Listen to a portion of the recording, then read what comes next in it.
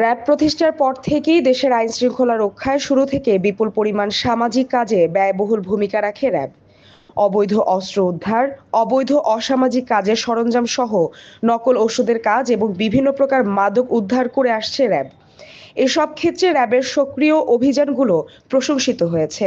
এই ধারাবাহিকতায় ৪ November RAB সদর দপ্তরের নির্বাহী ম্যাজিস্ট্রেট ও র্যাব-১০-এর সহযোগিতায় ঢাকায় দক্ষিণ কেরানীগঞ্জ থানাধীন সুভাদ্র সাবান ফ্যাক্টরির সামনে ভ্রাম্যমাণ আদালত কর্তৃক অভিযান পরিচালিত হয়। অভিযানকালে বিএসটিআই অনুমোদনহীন নকল ও ভেজাল ওষুধ তৈরির ফ্যাক্টরিতে নকল ওষুধ বিক্রি করার প্রমাণ পাওয়া যায়।